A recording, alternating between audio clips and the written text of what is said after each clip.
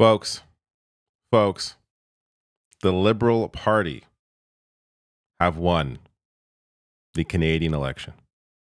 Now, we're not yet sure on whether or not it is going to be a minority or a majority government.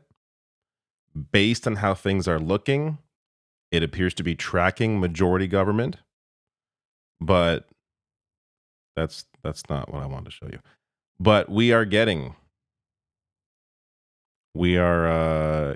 there. So essentially, I'm trying to load the actual. See, here it is, showing up now.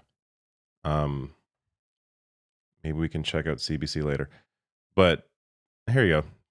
Vote change. I was going to show you this. So, liberals, both the liberals and the conservatives, have seen an increase in their vote, but a little more for the liberals, and the liberals have gained significantly to the disadvantage of the NDP and the Bloc Québécois. So let me bring in where things are right now. So you need 172 in seats to form a majority. Right now, Liberals are sitting at 146. Keeping in mind, they're only 30 elected currently, but they are leading in 116 seats. And to be clear, some of those are really close. Like, a couple of voting areas have come in, and there's like 200 more to come in. But just so you understand, the vote there is not final. But Liberals are leading in enough of those ridings that do have more of a significant vote share that the election has already been called for the Liberals. It's just whether or not it is going to be a majority or a minority government. So this is the result that was essentially predicted, at least how things are looking currently, was that the NDP have lost a lot of their vote share to the benefit of the Liberal Party, and that's what happened. The Conservatives, you could argue, didn't really underperform. They're performing about where they were last time. But when you have the NDP drop out, and a lot of that go to the Liberals, as well as the Bloc Québécois drop out, a lot of that go to the Liberals. And a lot of those seats in Quebec and Ontario are incredibly important. There are many seats in those two provinces. When you have all of that, a lot of that go to the Liberal Party, it doesn't matter how well the Conservatives maintain when you have a lot of that vote going to the Liberals, essentially leading to a two-party race, which we're in first past the post.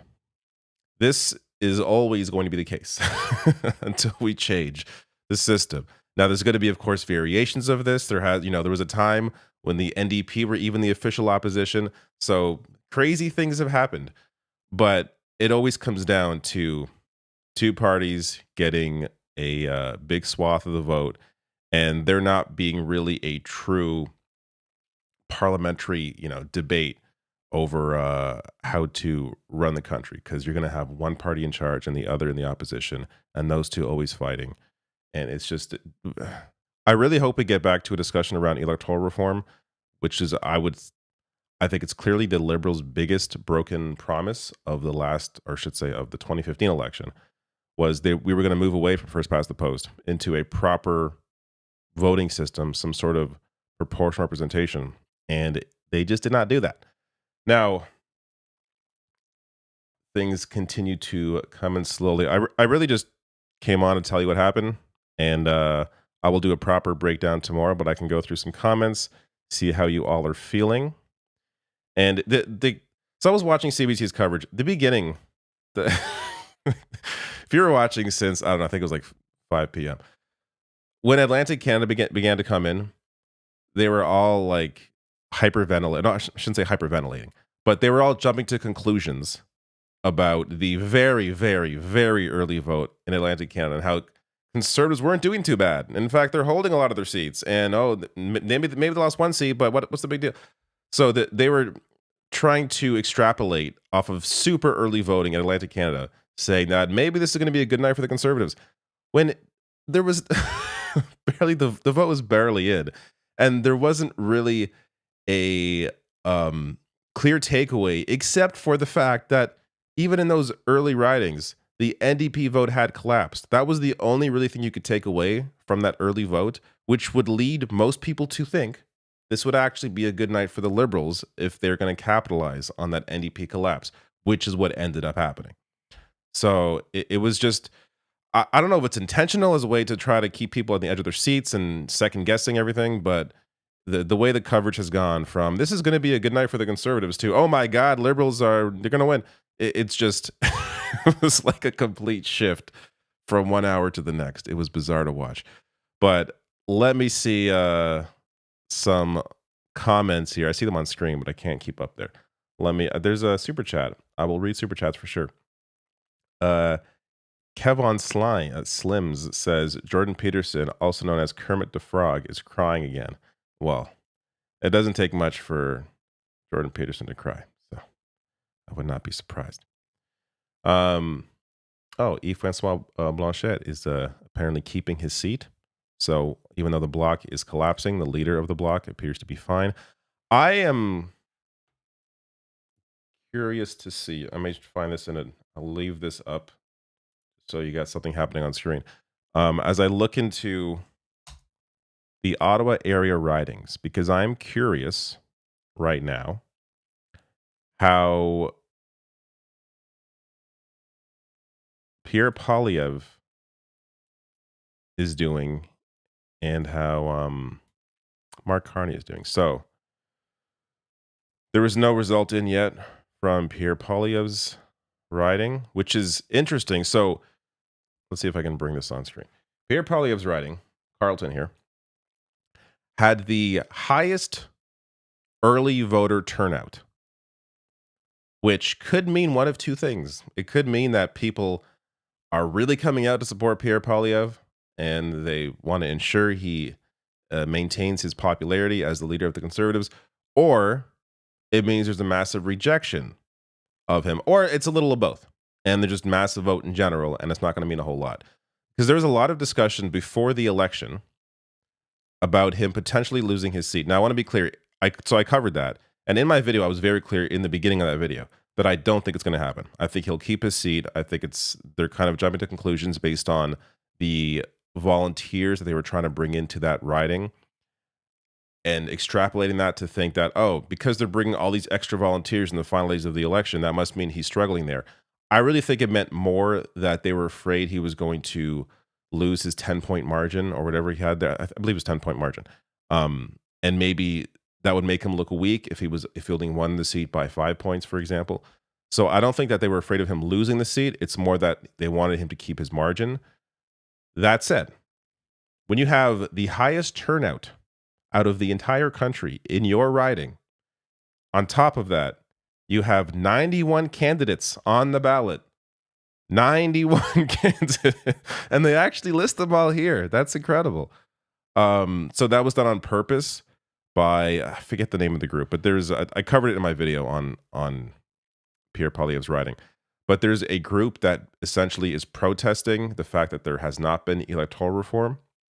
And they, this time around, they focused on Carleton. I believe they also wanted to do it in Nepean, which is Mark Carney's riding. But due to it being I forget the reasoning, but because he was a late joiner in the race, I guess they weren't able to get 91 people on the ballot in that riding as well. Because again, it was a Liberal failure or a broken promise on electoral reform. So it would have made sense to be in Nepean as well. But regardless, 91 people potentially splitting the vote here. So you can understand why Carleton may take a while to come in when there's a long ballots that each of these people have to go through to count. And it is manually counted. So if you voted in, say, Ontario, as I did in the recent election, it was a combination of paper and machine. So you mark it on a piece of paper, and then it goes into a machine that gets counted there, and then the paper is sort of the backup. This was just paper. So you go into the ballot box, you mark the piece of paper, you put it in the box, and they have to manually count all the votes. And it's done through a process where there's several people watching it, so there's no funny business going on. But because it's all manually voted, these votes slowly come in over the course of the night, as opposed to if it was put into the machine, I imagine we would have, more results than we currently do. But that's where things are currently in Carleton. Mark Carney's riding, Nepean, is he's doing very well as expected. So he is expected, I imagine, there to pick up his seat. That said, only 10 of 229 polls have reported, so there's a lot more to come in Nepean. But the other seat that I'm curious to watch, if I can find it, try to find it on my screen over here, is Jagmeet Singh. So Jagmeet Singh is, of course, the leader of the NDP. It's possible he'll lose his seat if the NDP vote really has truly collapsed, which would be, I don't know, not, I would say surprising, but at the same time, not all that surprising if we are expecting an NDP collapse. Leah Gazan, who is a fantastic NDP MP, last I saw, she was losing her riding, which I hope isn't the case, because there's very few members of parliament that have been vocally and consistently standing up for Palestinians. Leah Gazan has been one of those. And to be fair, the NDP generally have been the clearest voices on that. So it would be disappointing if Leah Gazan and some of those other strong NDP MPs would lose their riding. But I don't know. We're still tracking towards a Liberal potential majority here. 10-point difference in the vote share is dramatic. Again, super early on. I'm sure a lot of the maybe stronger conservative ridings haven't been tallied yet. But the Liberals won the last election in 2021 with less of the vote share than the Conservatives, which the reason why that happens is the way that the Conservative vote tends to be concentrated. So the Liberal vote being a little more, I guess you could say, spread out, are able to win more seats with less votes than what the Conservatives need, which is why, looking at polling before the election, even if, say, it was off by 2 percentage points, most polling, final polling that I showcased in my video today, it had Liberals +6 to +2. Let's say it was off by 3 points, and it was actually Conservatives +1 in some of those, more stricter polls on the Liberals. Let's say it's Cons +1. They still would likely not be able to form government, because you'd have the Liberals being able to take advantage of the fact that they can still win the majority of seats, or at least a plurality of seats, with less than the vote of the Conservatives. But things appear to narrow just a bit here on the vote share. So yeah, so as I expected, more Conservative vote is coming in.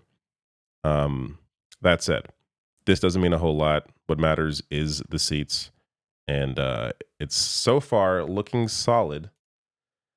But who knows?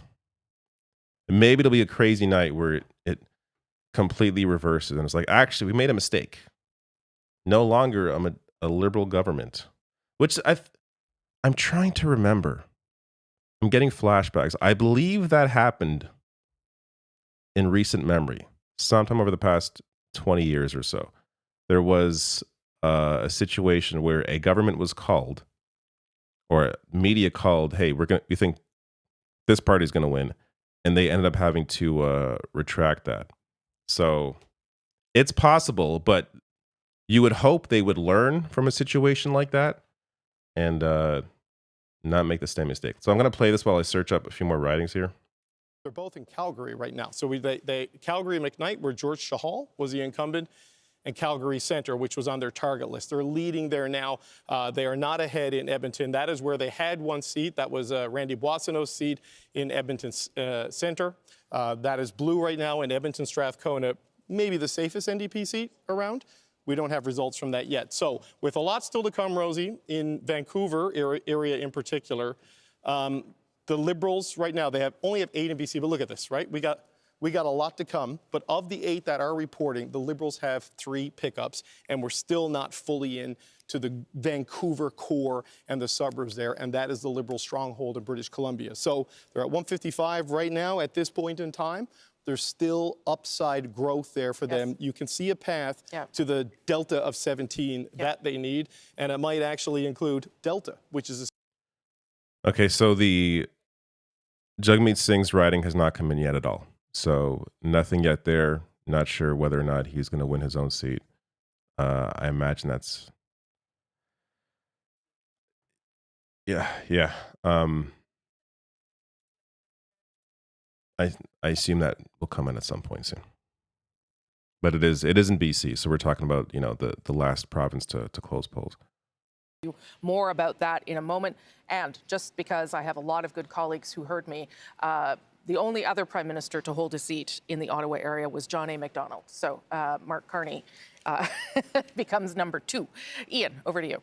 So interesting things happening in British Columbia in terms of the vote. And let's look at the vote change so far in the province of British Columbia. And you see both the Conservatives and the Liberals up. Liberals up by 15 percentage points. And who is down? Well, no surprise, the NDP, almost 16 percentage points. And in some of the ridings, you can see the impact of that. Let's take a look at Kelowna.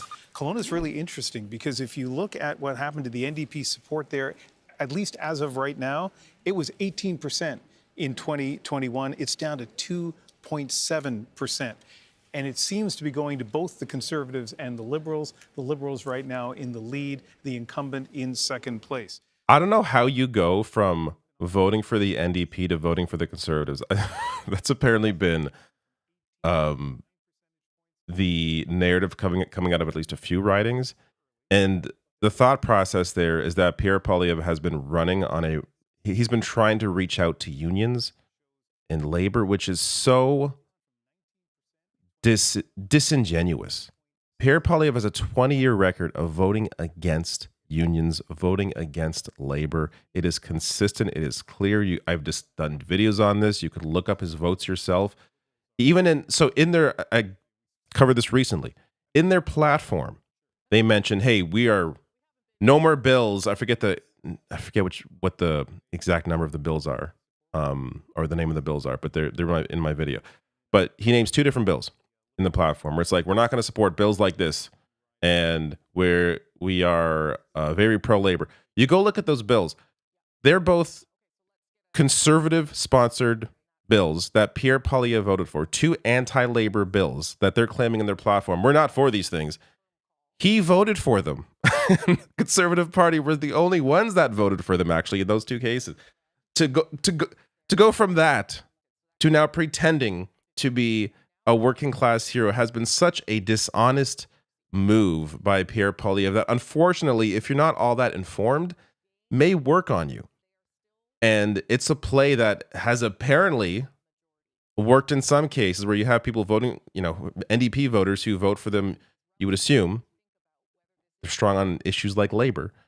And in these heavy union areas, some of that vote moving, or a lot of the vote moving to the Conservatives in just a bizarre turn. Where those are people that you just want to, I don't know, show them the voting record of Pierre Poilievre and how dishonest this man is.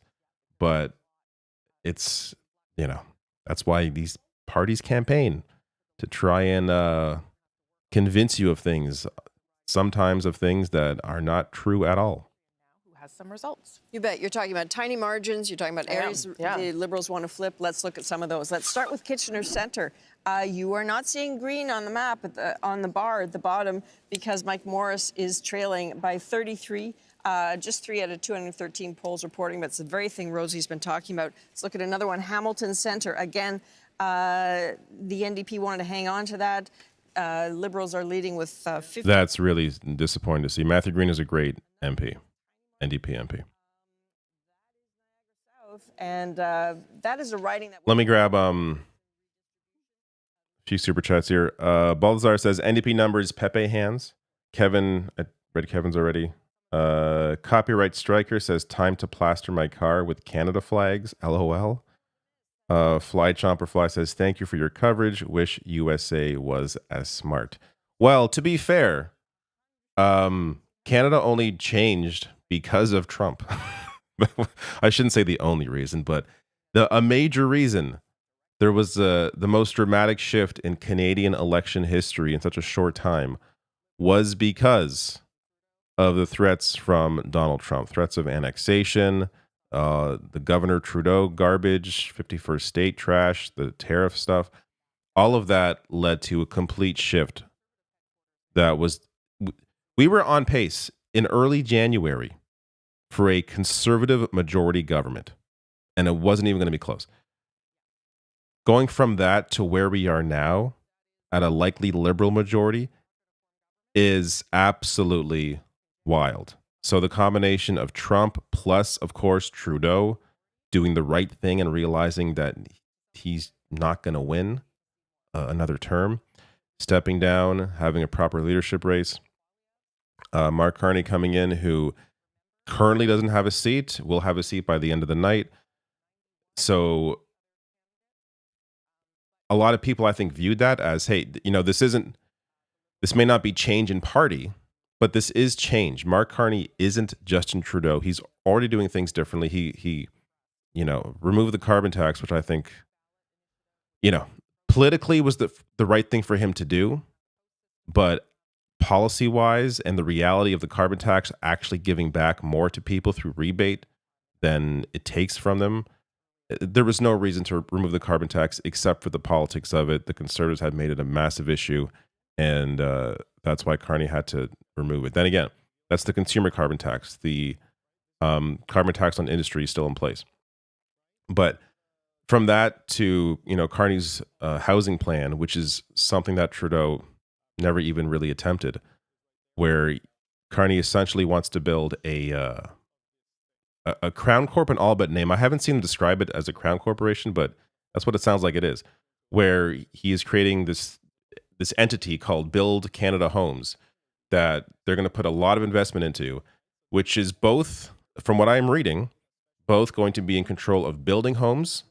Sounds like social housing, at least part of it is, but another part, and I imagine a larger part, since it is the Liberal Party, public-private partnerships through prefabricated housing to build homes at scale at $500,000 a year, which hopefully will bring down the cost of housing and allow people to actually buy homes, which, if you look at the housing crisis, Canada is the absolute, in terms of the G7 nations, Canada's cost of housing is the worst out of all the countries. So there needed to be a proper plan there. It's good to see Mark Carney address that with a real plan. Of course, he's going to have to follow through on that. If he doesn't, going to be a major issue.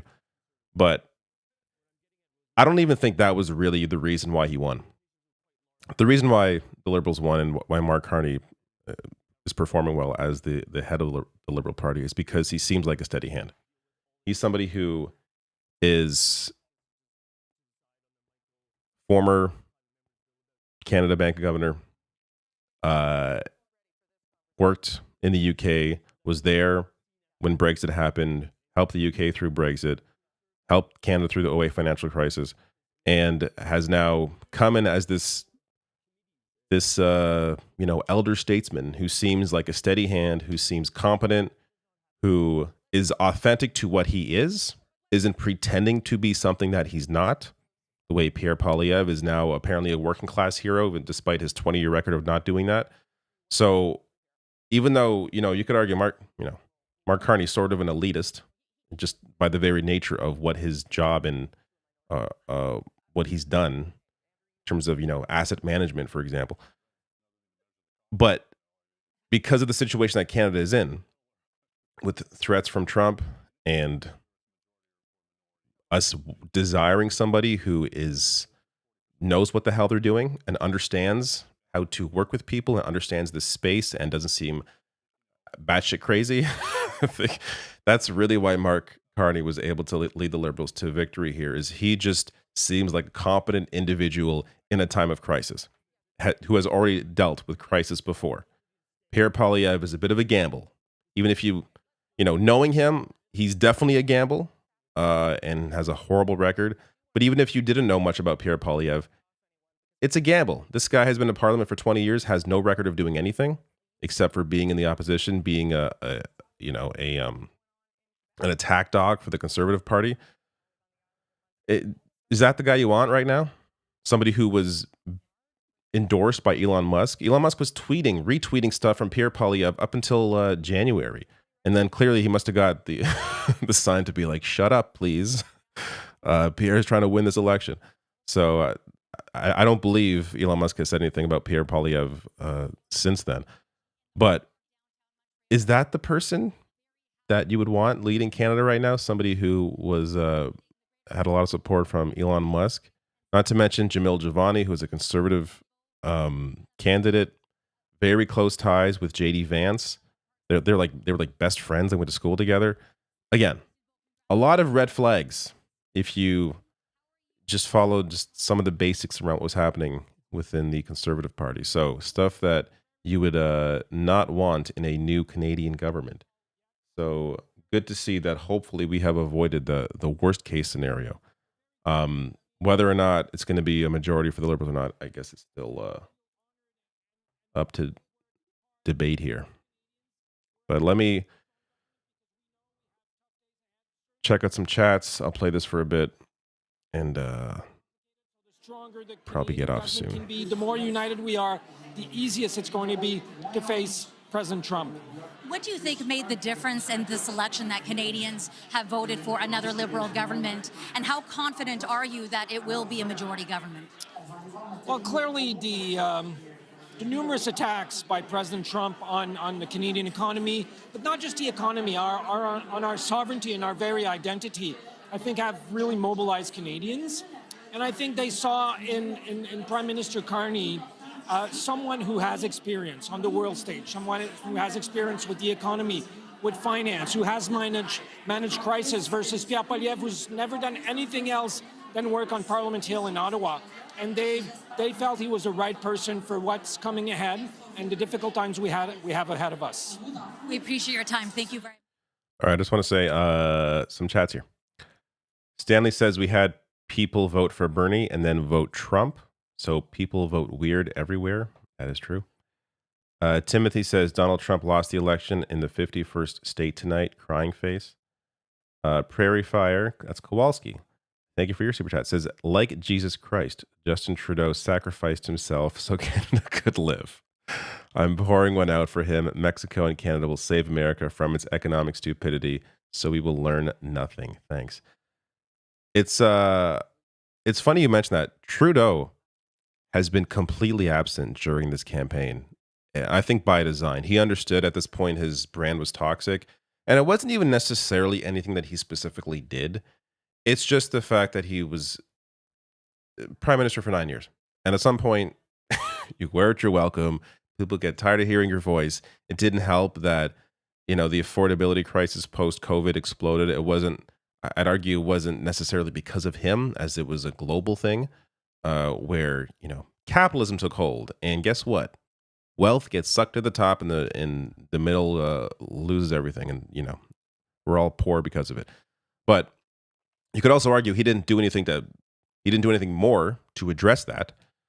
So he knew that it was time for him to just exit stage left, and he disappeared for a few months, and I'm sure we'll see him more now. Not the election's over. But it was good to it was good for him, for the sake of his own party, to disappear. Douglas Albert, thank you for your super chat. Says LOLing at MAGA commentating the election on Twitter. Saw someone call Ontario a battleground province. That's pretty funny. To have Americans who know nothing about Canadian elections to call Ontario a battleground province. I've never heard that. I mean, I guess they're not wrong. I've just never heard anyone ever utter that phrase. That's pretty funny. TK McClone says, do you think Trump will go after Alberta and Saskatchewan separation for 51st state crap? I don't even try to predict what Trump's going to do. I have no idea. The nerd Nest, it cuts off the rest of your name, says, can Carney put full embargo on the USA? I don't think that's gonna happen. But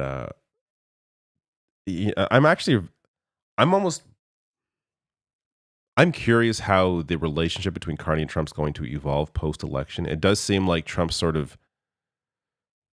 didn't say a whole lot over the past month or so. Maybe took the cue from Danielle Smith that he was hurting Pierre Poilievre, so he didn't bother to say anything until today. I saw his Truth Social. But I'm curious to see how he's going to treat Carney now that he's going to be prime minister, or going to continue being prime minister, and what that relationship is going to be. Johnny V says, congrats, Canada. Much love from California. And thank you, David, for all you do. Thank you, Johnny. And Ben Photo says, can y'all threaten our sovereignty in 28, asking for a desperate USA? I don't think that would go well over for us. Like, there's a reason why Trump feels emboldened, or he's able to utter those kind of threats, is because the amount of money just poured into the military is next to none. Canada can't exactly threaten anyone else, nor should we. Chantal, then Althea. On the NDP, they went from no official party status in '93 to a decade or two later, yeah. I admit, but they still, at some point, they had presence across the country, from Atlantic Canada to BC, including Quebec. So the way it's looking to me right, do not assume that a victory for the Liberals tonight is necessarily a Liberal reign for all times. No. At some point, the seeds of change will come back, and they might have a better chance to bloom. Yeah, and Liberals probably shouldn't assume that either. Andrew, and then Althea. One thing I think we should be looking for is not just, will they get over the majority? Will BC put them over the top? But also, how will the Liberals do in Western Canada? One of the things people have been very worried about, some people, is will another Liberal victory cause Westerners, and some Westerners anyway, to give up on Canada? I should note that the numbers coming in BC and Alberta are looking pretty close to what the polling numbers were suggesting, and the polling numbers are saying the Liberals are going to do better, at least in the popular vote in those provinces, better than they have since 1968. So that should hopefully dampen down some of the sort of attempts to portray this as the West being shut out yet again. We'll see. Last word to you, Althea. Just a few things. So on that is something that the Liberals were quite concerned about, which is why Mr. Carney spent the last day going to Saskatchewan, going to Alberta to make that case, hoping to grab seats that they otherwise did not have. I think it's not a thing about democracy if there are no parties, smaller parties in the House. I think it's just, if the balance of power is the Bloc Québécois, it is an opening for the Conservatives to say that it's an illegitimate coalition, much like they did in 2008, which basically means that we will have another election. But it's not a coalition. It's just one party helps another, right? Right. But they framed the last supply and confidence agreement as a coalition. The Bloc isn't about to sign the supply and confidence. Why are we forming our own positions and opinions off of the bullshit that conservatives make up? I hate how conservatives are able to create narratives out of nothing, and then the media just goes on to regurgitate them and appear to give them ideas of things to do. It's just I feel like your job as media is to reality check people. If somebody is bullshitting, call out the bullshit. Don't discuss the political strategy of their bullshit. Call out the fucking bullshit. So this idea that this would be somehow an illegitimate government because what? The Bloc Québécois isn't a party, doesn't count? It's just ridiculous.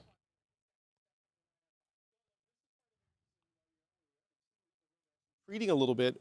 Right now, they are only at 65 seats in Ontario. They are down 10, down 11. And I'm going to look at the Greater Toronto area, and this gives you a sense I of was where just we going are to right show now. this. So This you is can exactly see why here, Liberals are winning. a Mississauga is blue, a Brampton is blue, another Brampton is blue. So Peel region has been breached by the Conservatives at this point in time. As we were saying earlier, this is the gate that they need to break down and get closer to the downtown part of Toronto if they're going to make it more of a game. It's not Game of Thrones. That's not how it works. It's just like, oh, if you get into Peel region, then you get into Mississauga, then you get into Toronto. It's not exactly how that works, but okay. This is a Conservative-held seat. Thornhill, that's Melissa Landsman. But York Centre, this is another Liberal seat that is blue at the moment. And in Richmond Hill, Aurora, Oak Ridge is a Newmarket, Aurora. York region and Peel region. The Liberals felt pretty good about Peel region. There was some top-line polling suggesting that it was tightening up. So it's worth noting here, a lot of these ridings, so the ridings between provincial and federal aren't exactly the same, but a lot of this area around Toronto that they're showing there voted for Doug Ford, voted for again, Doug Ford's party is the Progressive Conservative Party, which I know is a mind F for Americans. Every time I say Progressive Conservative in a video, I get like thousands of comments being like, what's a Progressive Conservative? He's a conservative. He's a conservative. But Doug Ford Doug Ford can read the room. Doug Ford, to his credit, was very strong against Trump. Canceled that contract that the government had with Elon Musk and his internet company, which the name of it keeps escaping me for some reason. But they had a big government contract with him. They canceled that. Doug Ford has been very vocal, fighting back against Trump's tariffs. So he understood the assignment. He understood how to read the room, and that led right into the Ontario election, which just happened. Was it 2 months ago? And he won another. I think it was the third consecutive majority, which is very hard to do. So he was able to ride that wave. And Pierre Poilievre came very late to the anti-Trump train. And part of that is because so much of the base, Pierre Poilievre won leadership within the Conservative Party because he was far right within his own party. So for him to, he essentially had to ride that line between keeping his support base and not losing it to, say, the PPC or keeping people at home, and try and shave off some liberal voters. It's a hard line to ride in any sort of honest way, especially if, as a voter, you just know, you look up who Pierre Poilievre is, the kinds of things he has said. That if he's trying to appeal to liberals, he is not someone that should fool you. Go to Adrian now, who's got some projected results maybe that will help us get there. Indeed. So we're looking at a projected elected, the only one that is a flip in Ontario so far. That is Toronto St. Paul's with Leslie Church. Again, the only projected elected flip for the Liberals so far in Ontario. Wouldn't it be interesting to talk to the rest Leslie are leaning, Church? to be clear. That's that? why Let's that's the only to, projected Eli flip. Glaster, who Or is the only in Toronto elected St. flip. Paul's with Leslie Church. Hello, Eli. Yeah, Adrian, so we are here in our room crammed with volunteers, and here she is, Leslie Church. Congratulations. I want to know from you that very close loss to Don Stewart back in June, and then to pick up the campaign and start again. How was it different when you started knocking on doors? Let me just read some more comments here. Donald James says, "Hey, David, your channel is the longest I've been a member of. Good luck." Thank you, Donald. Of course, Donald. I recognize you, Donald. Yes, I've seen you many times. I so much appreciate. A member for 38 months. Donald James is a member for 38 months. That is wild. Thank you so much for the support. Rodrigo says, Canadians look to Brazil to expand partnerships. I'm sure that will be one of many.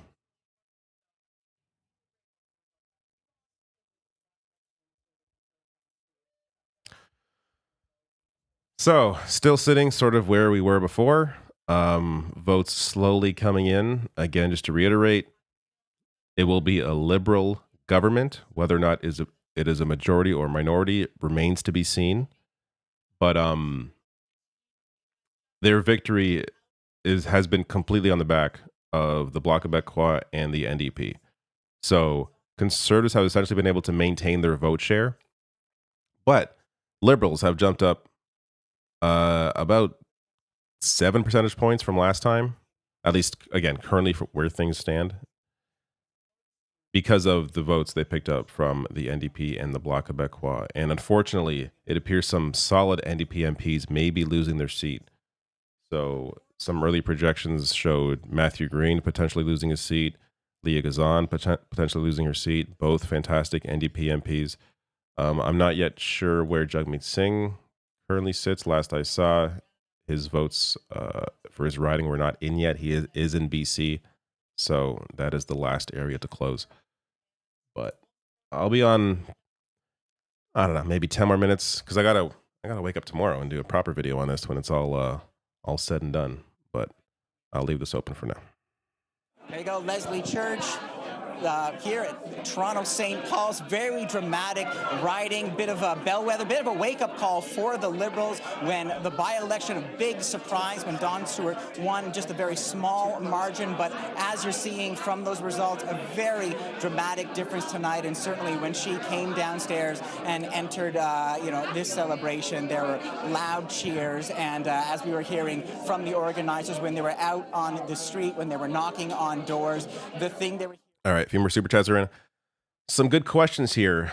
AOE 2 Replays says, do you think Gaza had any bearing at all on the election? I voted NDP because of that reason. Also, NDP have great policies for the most part. I don't think it had any real bearing at all. If we were in a situation where Donald Trump wasn't a factor, I think it would have potentially played more of a role in terms of where the progressive vote would have gone if the NDP would have been able to keep that or lose it to the Liberals.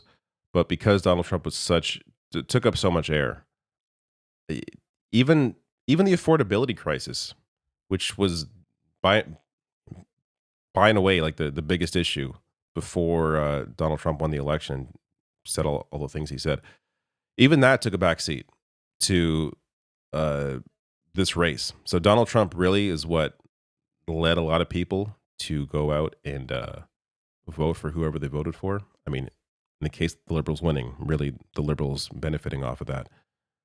But it did sort of lead to a situation where not much else was a focus. That said, to be clear, every party had a platform, had positions on issues. It's just that it wasn't really the focus in terms of on the minds of voters. If you look at polling based on why people voted, it was Donald Trump 1, affordability and housing 2, or if you want to add housing and affordability together, you could argue that was actually the number 1 issue. But those 3 issues were by and away the biggest issues. Sam O says, congrats, David, and for Canada. Any new games you played, such as Oblivion Remastered or Clair Obscur? So, yeah, I'm like maybe 10 hours or so into Clair Obscur. Expedition 33, fantastic freaking game. I just hit a major story. I'm not going to say anything, but a major story point in the game, and the game is so good. Has to be so far my favorite game of the year that I've played is Clair Obscur. So if you haven't checked it out, check it out. I played like an hour or two of Oblivion Remastered since it's on Game Pass. I actually never played the original, so I was digging it. It's just that Clair Obscur came out the next day. So I haven't really gone back to it since. But I would like to revisit Oblivion Remastered at some point.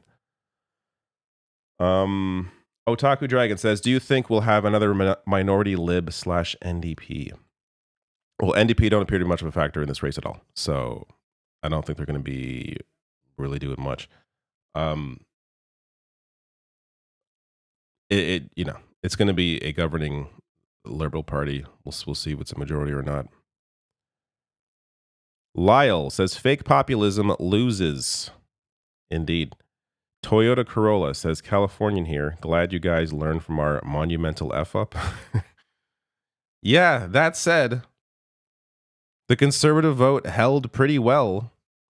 Even if liberals are on pace to form government, conservatives have not appeared to underperform. So Pierre Poilievre isn't as disgusting to people as he is to me, I guess, for lack of a better way to phrase that. I just think it's Pierre Poilievre is such a clown. Like the fact the guy has been in government for 20 years, has no accomplishments. His only accomplishment is being an attack dog on behalf of business and against labor. And now he's claiming to be for labor. Like it's so gross if you know him at all, have followed him at all, know his votes, know who he is. It's been gross to watch him try and transform himself, and people fall for it. But luckily, not enough apparently have fallen for it. That said, the way things are looking, it's looking like a minority government to me, unless these projections are not giving us the full picture. Quebec and what is happening with the bloc vote. You can see there the vast majority of the benefit there is going to the Liberals with that one Conservative seat.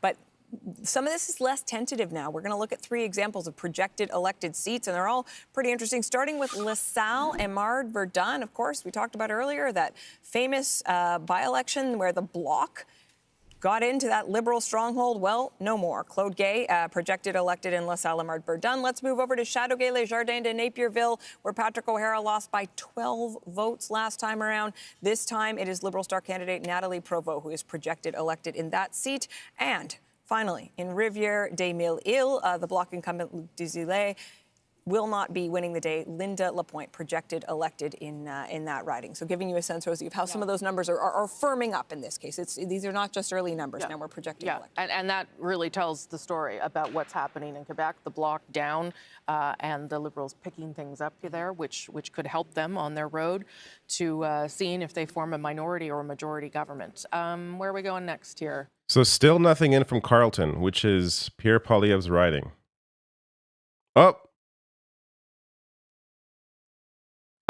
We have some early results in Carleton as I was looking at it. Pierre Poilievre is currently losing. Now, it's 5 of 266 polls reporting. To be clear, these aren't many votes at all. But stop the count. Stop the count. It would be hilarious if Pierre Poilievre lost his riding. I want to be clear, I don't expect it. It would be stunning for that to happen, especially tonight when it appears the Conservatives have not underperformed. They appear to be on pace in terms of vote share where they were last time. So it would be crazy if he were to lose that seat. But this, as I said earlier, this was the highest early voter turnout in all of Canada, was Pierre Poilievre's riding, which hopefully means good things. So we're going to have to wait. And Mark Carney is right next door at Nepean. And he did very well there.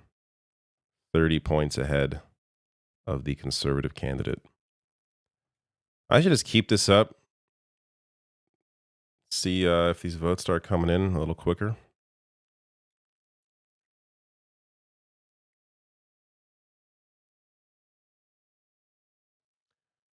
Okay.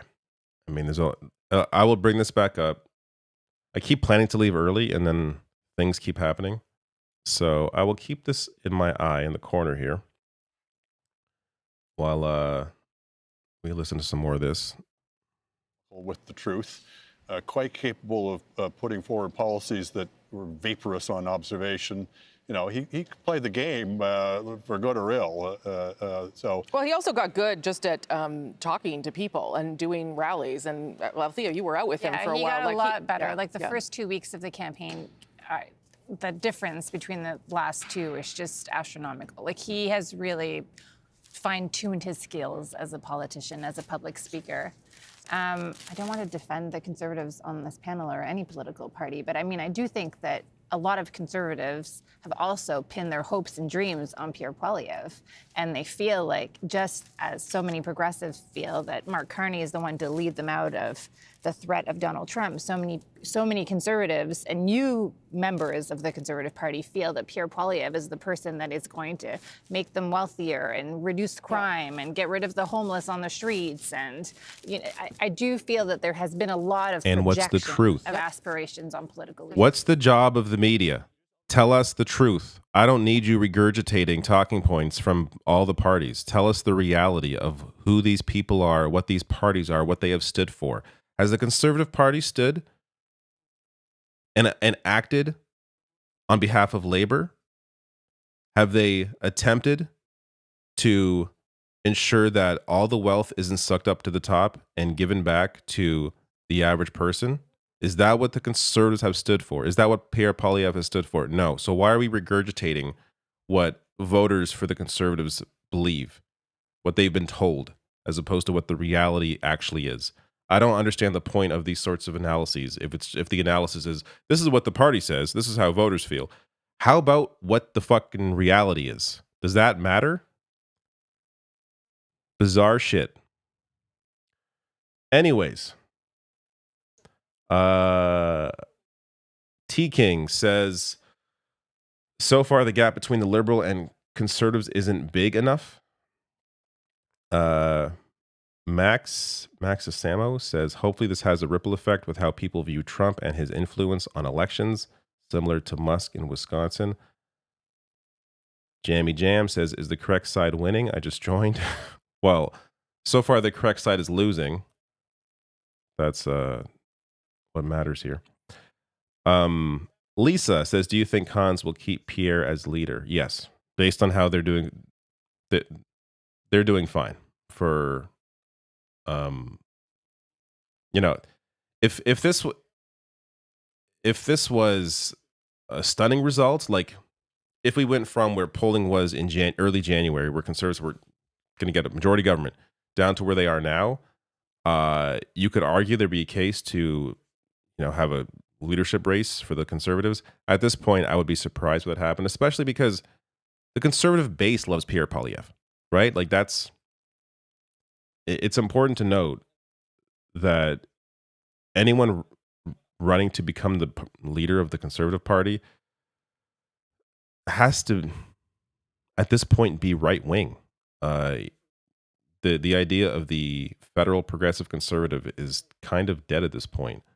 So Pierre Poilievre right now is the right leader for the party, even if he's not the right leader for the country.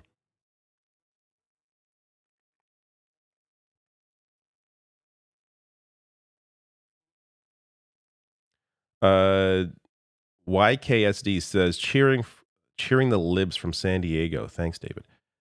Gino says, why did the NDP do so much poorer than the Bloc, who care only about Quebec politics? Well, the Bloc Québécois, there are a lot of seats in Quebec, and the Bloc Québécois are popular there for obvious reasons. So that's why. Ace of the Poseidon says, NDP needs to replace Singh if we get Lib/NDP government. Yeah, I fully expect the NDP to have a new leadership race. I think Singh has sort of done what he could, and it hasn't gone so well. Lyle says, Leafs in 5. Don't give me extra anxiety on top of tonight. Yes, I am. I really hope it's Leafs in 5. We'll see tomorrow night. Jammy Jam says, America is lost. Are Libs winning there? I need Canada to pull through. Libs appear to be on pace to form government. That said, projections are pretty close right now. Now, I want to be clear. These are not elected seats. This is what the projection is. So if these projections hold, it appears to be a very slim minority. But a lot of the seats have not come in. A lot of the votes have not come in. Pierre Poilievre's own riding has not come in. I'm looking at it right now. It has not moved. So, and see, things keep shifting here because these are not elected seats. So Khan I think just lost one here. So that's going to keep shifting over the course of the night. I'm not going to be here all night, so we'll check back tomorrow morning when I record a video. You know, even in a crisis, there's two ways in which you can have stability in a crisis. One is one party wins a majority of the vote and just rams everything through.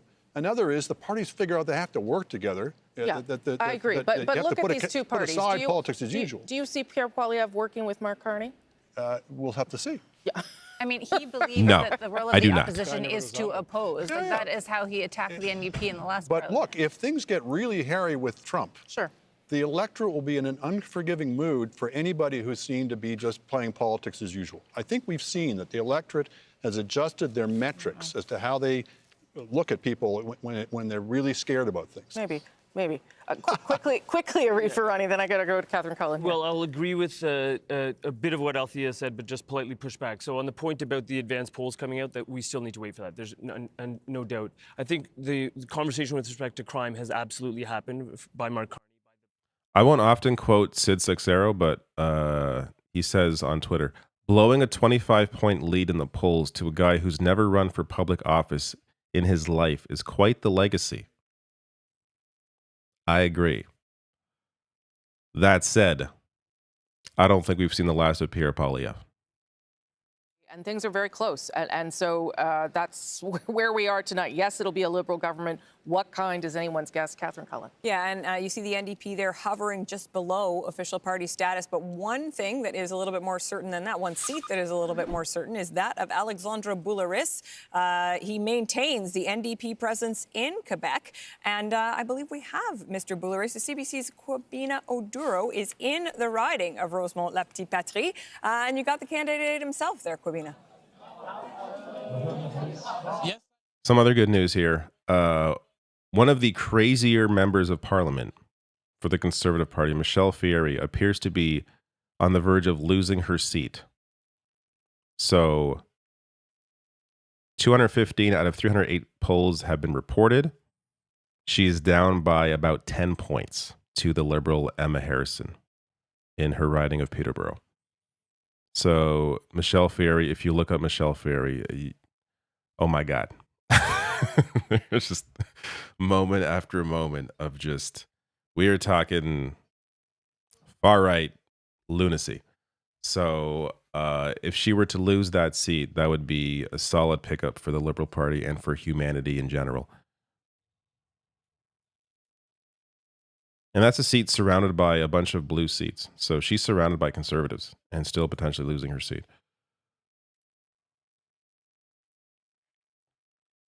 We'll have a close look on the Liberals and Mr. Carney. So you are happy, your fans here are happy, your volunteers are happy. What is it like seeing your party not do so well tonight, though? It's difficult. It's a rough night for the NDP in general. We'll see at the end of the evening. But it was difficult from the beginning because of Mr. Trump changed everything. But we will continue to be there for Quebecers and Canadians. Thank you very much and congratulations. Thank you. Back to you, Catherine. Thank you very much for that, Quabina. The CBC's Quabina Oduro in Rosemont-La Petite Patrie. And I will note, Rosemary, I believe as of right now, Mr. Boulgaris is the only actually projected elected NDP candidate in the country. There are obviously a number of races where they're leading, but that's the only one the CBC's decision desk has said is a go. Okay, so again, at the bottom of your screen there, 156 to 149, but those numbers keep bouncing around back and forth, and that's because we still have so many ridings where we do not have a projected elected, and that's what's going to happen until we get things a little more I would love to stay on until, as David was pointing out, some of the numbers in Ontario Pierre Poilievre's riding is shift called. A bit still, with advanced polls being counted and what have you. Not much else is coming there. We might be in for a long evening here. It is late already, but we might be in for a lot longer. Chantal, it looked like you wanted to say something there. I'm looking at the what's available for Carleton. Yes. You talk about Ontario ridings not being, there are not that many polls counted. No. But at this point, the Liberal candidate is ahead of Mr. Poilievre. Yeah. But that's mostly an illustration. I believe the end result will be a lot tighter than what I'm seeing. But it gives you an idea of how long we might be here before we have some final sense of what's happening. Yeah. It's,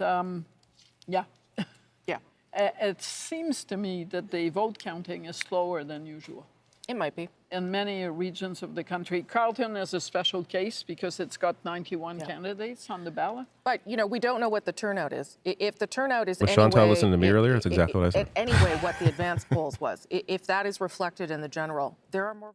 Yeah, Carleton. I would love if Carleton was called during this live stream, but 91 candidates on the ballot, high voter turnout. We're not going to see the result of Carleton in the next 20 minutes. It's probably going to be one. It's possibly called even tomorrow morning.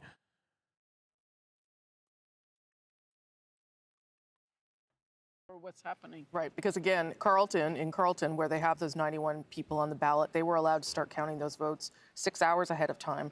Advanced polls in the rest of the country, it's 2 hours ahead of time if the returning officer wants. It's up to each returning officer to make that decision, and that's why things are a little sticky right now, I would say.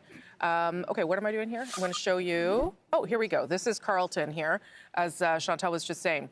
That would be A lead of amazing 1,400 if this for the Liberals. continues. But that could be all those advanced ballots. That is very possible. If they were counted first, yeah, and only 10 polls reporting. So we're nowhere near calling anything in that riding. My guess is Pierre Poilievre is going to want to give a speech before his own riding is called so that he doesn't have to give a speech in the chance, again, I want to be clear, the off chance, I still think he's going to win his riding. But in the chance that Pierre Poilievre does not win his riding, he'll probably want to give his speech before the results of his riding come in case he loses that. Oh my goodness, look at Saskatchewan. That's not even on screen. That's not me cutting it off. It's the screen cutting it off.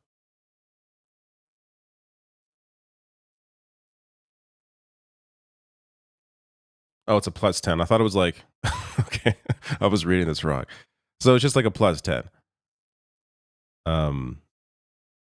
So Liberals have gained a little more in Saskatchewan by like a point compared to the Conservatives.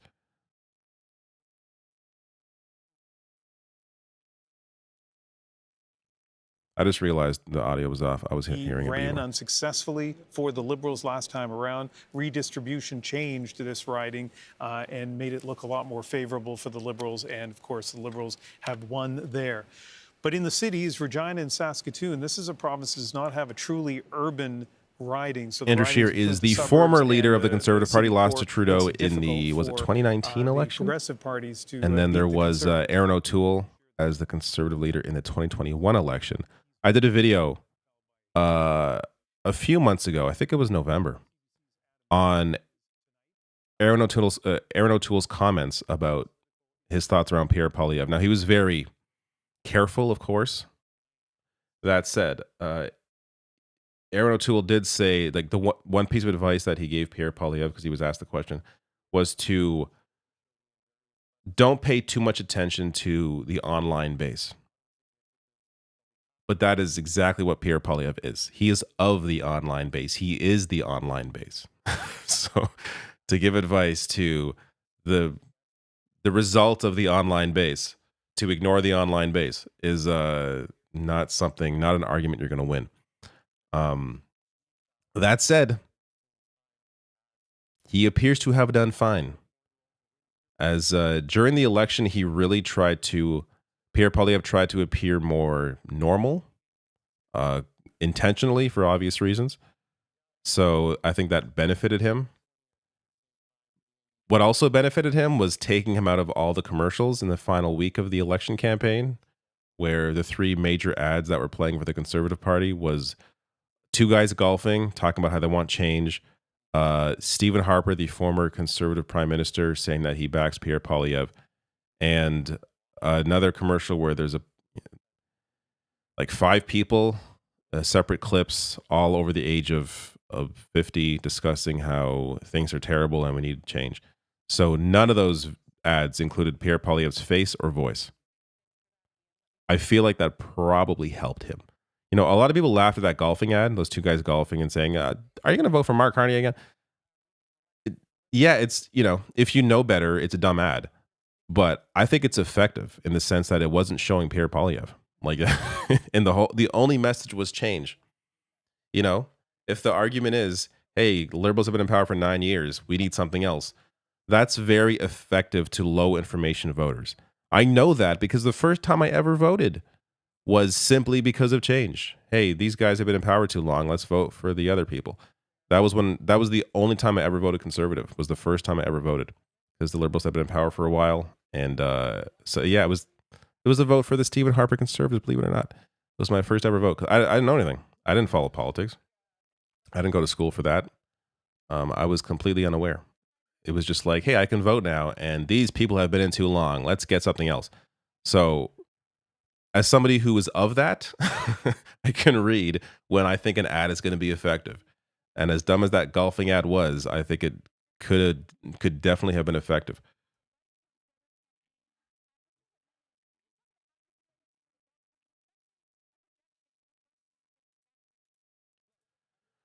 All right, I'm going to read some more chats and then probably get off because I can't be here all night. But let me see here. Where are we?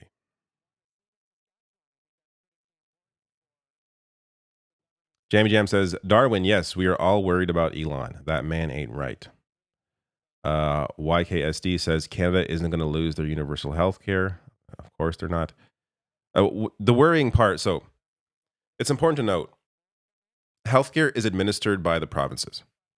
So the federal government takes care of, health transfers, so helping to pay for healthcare. And there's sort of an overview of what healthcare needs to guarantee. But the specifics are done by the provinces. So there have been elements, unfortunately, of privatization. In Ontario, there's been outsourcing of nurses to private staffing agencies, which has cost the government more than just hiring nurses directly. There's been more private clinics that, yes, offer procedures that are guaranteed by the government, so you don't have to pay for them, even though it's a private clinic. But those private clinics and those procedures are, because they bill the government, it's charging the government more than just properly funding public hospitals. So there have been elements of privatization that have slowly come in to healthcare, at least in Ontario. I'm sure it's happened in other provinces, though I'm not as aware of other provinces and how they're dealing with healthcare. But that's the big worry there, is the slow creep of privatization making its way into our healthcare system. Even though we have guaranteed healthcare and a standard for that, it doesn't mean that provinces don't try to work around it in some way. Jammy Jam says, who is winning in Alberta? Well, the Conservatives are. Thisby, I think is your name, says 4 years of F. Carney, ? I almost think we will have an election like the last one with the Lib/NDP coalition with the new NDP leader and Conservative vote split. We're going to, yeah. I don't want to get too ahead of myself in terms of what we should expect from the Conservative movement over the next 4 years or less if it's a minority government. But I just hope people, I don't know, drink some more water, go out for a walk, get some air. Like the personalities that people create around hating Trudeau. Like, you can, if you search Trudeau on my channel, you will see many videos of me criticizing Trudeau and the Trudeau government. But the idea that I would ever fly an F Trudeau flag, to me, is so incredibly bizarre. It's not as if he's like, an authoritarian who, which is what, by the way, Conservatives were trying to position Trudeau as, was this communist, authoritarian communist who these people don't understand what communism is, what authoritarianism is. If he's such an authoritarian, why didn't he just decide to cancel the next election and just remain as leader? Why did he leave? If he's such a dictator Trudeau, like, it's been so stupid to watch. And it's really been depressing to watch how stupid people are, is really what it is. Like it's one thing for pockets of that stupidity to exist, and it always has existed. For it to grow and have a real voice and have a handle on at least one of the major parties has been very disappointing. But it's good to see that it appears most people aren't that crazy.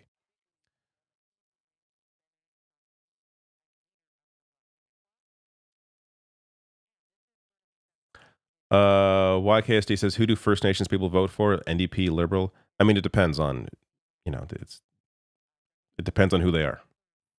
It's not a monolith. Jammy Jam says, Carney is going to win. Bless Canada. All right. I keep saying I'm going to get off soon, and I keep meaning it. It just doesn't happen. I want to check this Carleton riding, and then maybe... Elizabeth May appears to be on the way to keep her seat. We'll continue to watch That's good. there. Elizabeth May, of course, has been around for a long time. She is the co-leader of the Green Party at this stage. And that's because this man, Jonathan Pedneau, is the other co-leader. He decided to run in Outremont, came in fourth. Rachel Bendayan easily reelected in the riding of Outremont in Quebec, and one more. There you go. This is in the riding of the Beauce. You can see the Conservative there won. My gosh, that is a huge margin. 20,000 votes in the Beauce. Maxime Bernier. More votes have come in Pierre Poilievre's riding of Carleton. Again, if you're joining us late, Pierre Poilievre, the Conservative leader, is currently losing his own riding by almost 20 points. The gap has increased as more polls have come in. So let me just see if they're going to bring it up here. Because if they will, then I'll just show what they're doing. They're not. All right. So last I checked, 5 of the 200 plus polls had reported. He was down by about 15 points. That appears to have increased. So, are we going to witness history tonight?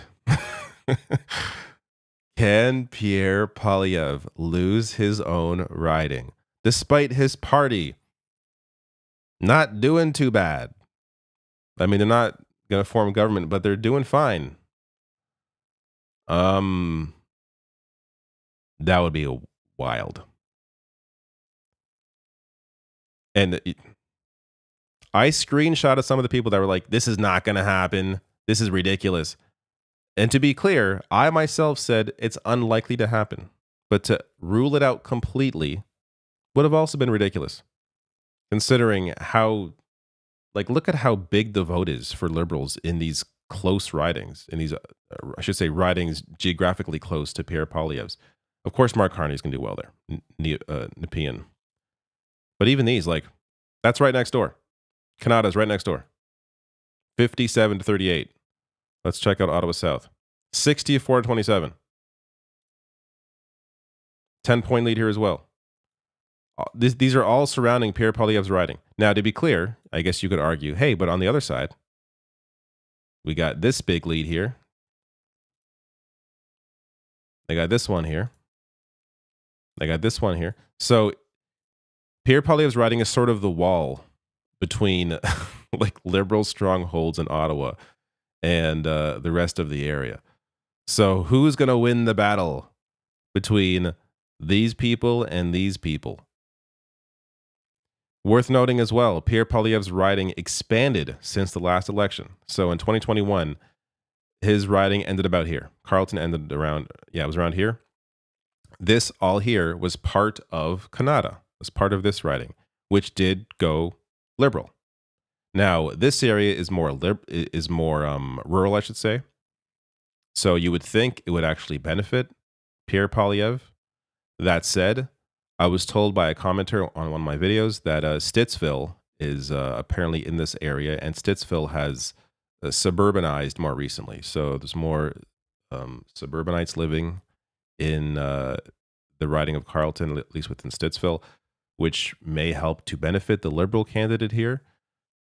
Regardless, this is an interesting case study in what happens when you are a divisive leader running in an area that is very close to several Liberal strongholds. Amazing. I'm going to continue keeping an eye on this for as long as I'm here, which may just be 5 minutes, but we'll continue keeping an eye on this. I got to say that if I wake up at like 4 in the morning and I check my phone and Pierre Poilievre has lost his riding, I may just go live at 4 in the morning just to be like, oh my God. Oh my God. But we won't know just yet.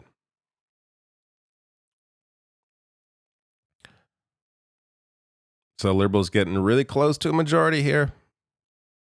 They need 172.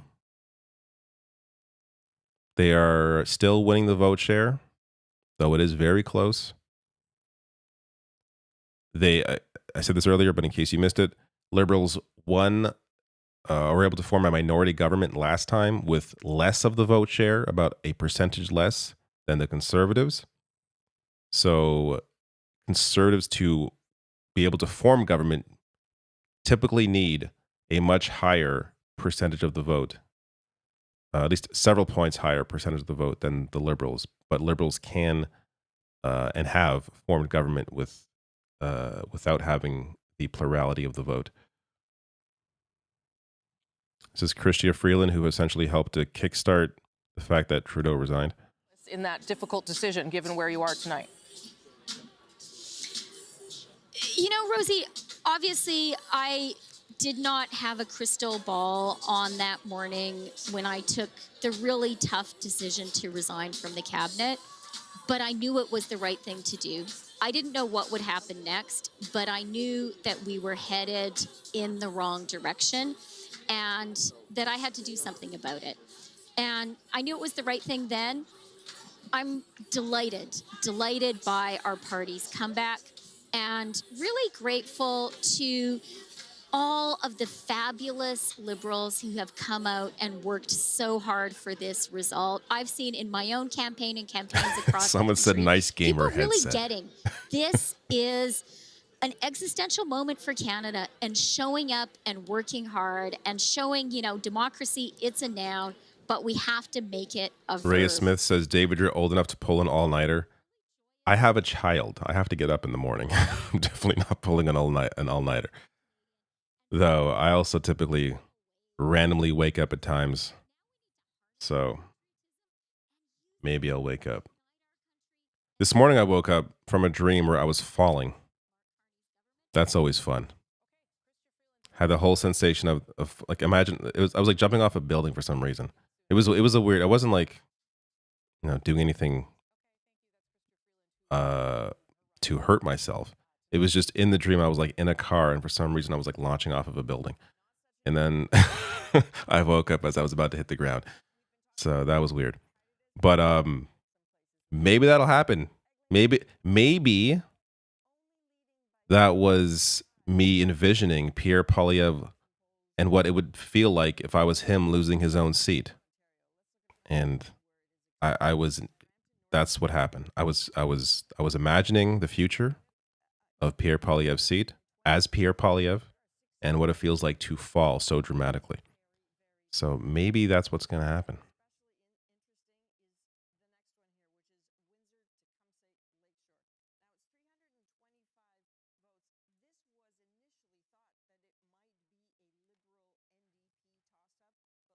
I just realized this was don't tell this you a audio was story. off. Let's But I want to look read at a this comment. next graph, which shows how tight it has been. Shammy, I think I'm trying to remember I left off here. Jamie Jam says in the U.S. election was already called for libs. Sorry, I'm talking over this. In the U.S. election was already called for libs there. That sentence doesn't make sense. We have fake news though, so who knows? Oh, you're saying in the U.S. election, election was already called for the Liberals there. We have fake news though. No, it was called here. Look it on screen. It was called like an hour ago. It's just a matter of majority or minority government. So we don't know. TK McClellan says breaking points is hit and miss for me, but it was nice to see a smart Canadian on there today. Good job. Yeah, I was on breaking points today with Crystal Ball and Ryan Grimm discussing the Canadian election and what was likely to happen tonight. And it appears we are largely on pace for what polling showcased. It may have been a couple points off, but in terms of in terms of the range of possibilities, this was definitely within that range, and still nearing potentially a majority government here. Has been a fortress in the past for the NDP, and a lot of people wondered what would happen to their seats. And you can see here that right now the NDP is trailing in 4 of the ridings that they hold on Vancouver Island, and both the Liberals and the Conservatives are taking the lead there. None of these, though, are projected elected. But let's take a look, first of all, at Victoria. Will Greaves, University of Victoria professor, has pretty well doubled the vote share for the Conservatives in a riding which for a long time has been held by the NDP. I talked to another professor at UVic who said that Professor Greaves got the nomination back when it didn't look like there was really any chance of the Liberals winning. Well, now next year he's not going to teach any students. He's going to be heading to Ottawa. Esquimalt Saanich Suk, Stephanie McLean has gone from being a cabinet minister in the Rachel Notley NDP government in Alberta to displacing the NDP candidate here. This is Randall. I'm seeing a lot of big NDP MPs losing their seats. Joel Harden lost his seat in Ottawa Centre. That is wild to see. Ladysmith, another place where the NDP support has plummeted. And Tamara As I was saying, Cronus is a lawyer, but on her website, it says you might find her bartending at the Legion, sport shooting, or playing bridge. So a lawyer with a bit of a twist. That's kind of interesting. And yeah, huge lead going on in Nanaimo. Ladysmith. Let's look at North Island, Powell River. This is a riding that I think some Conservatives thought they would win easily.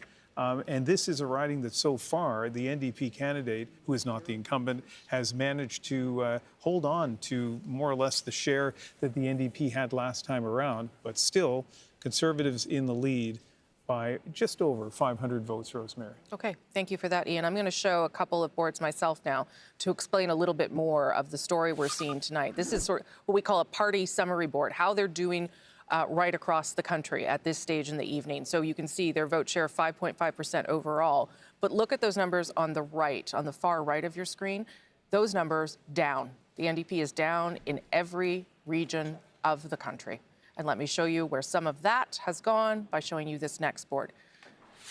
This is the Liberal Party. Overall, 42.6%. But look at that. Look at what has happened to them on the right of your screen. Up in every single region of the country. And that explains a little bit where we are tonight.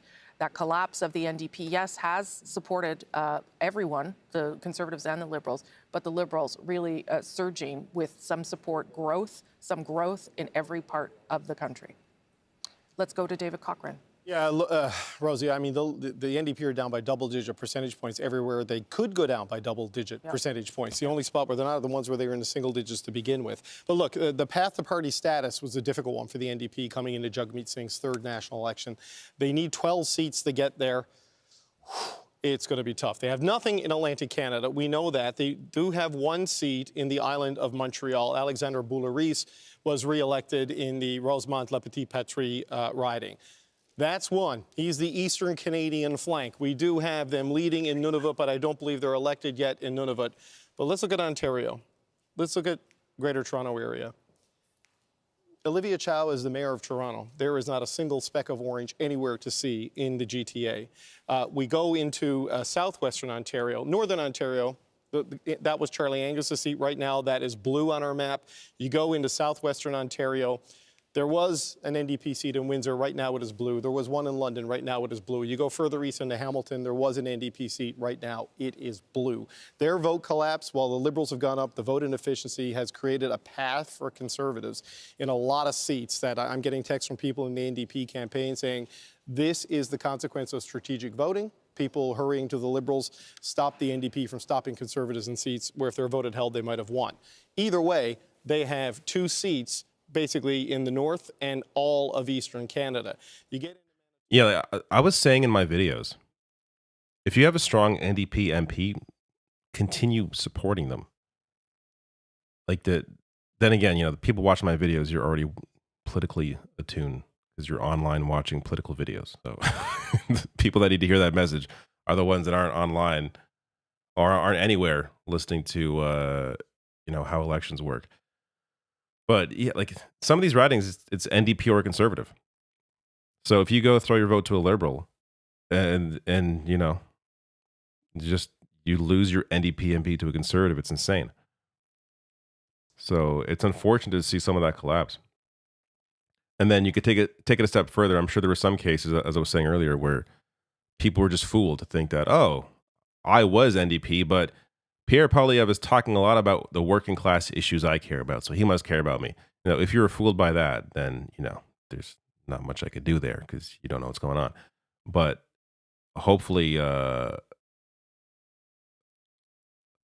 NDP are able to maintain some of their stronger MPs, but we're gonna have to see.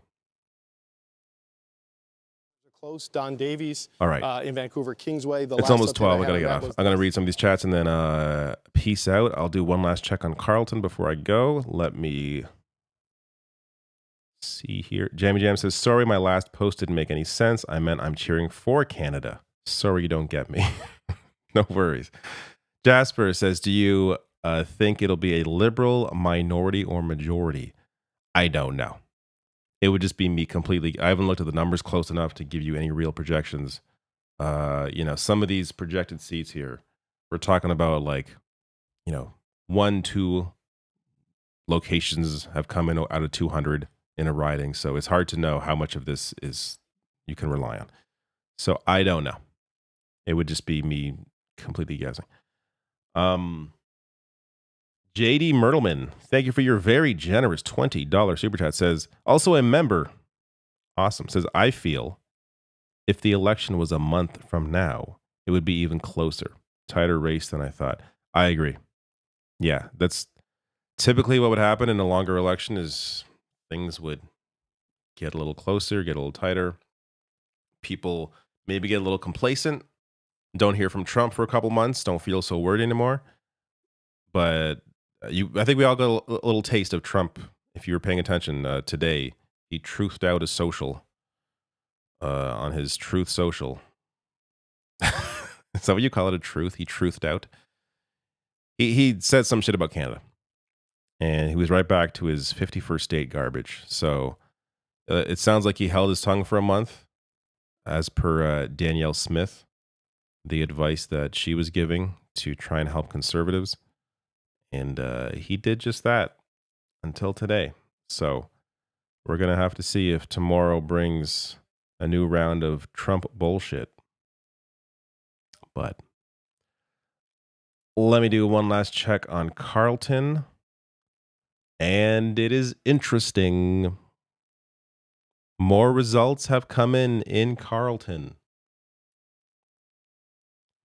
Now 35 of 266 polls reporting Poilievre is still losing his seat, though by a smaller margin than before. So, more have come in. It's still about a 10-point difference. If this continues, as I said, Pierre Poilievre is probably winning a seat. I'm sure he's keeping it. So it was a 20-point gap before. It was like 59-39 or something. It appears to be tightening.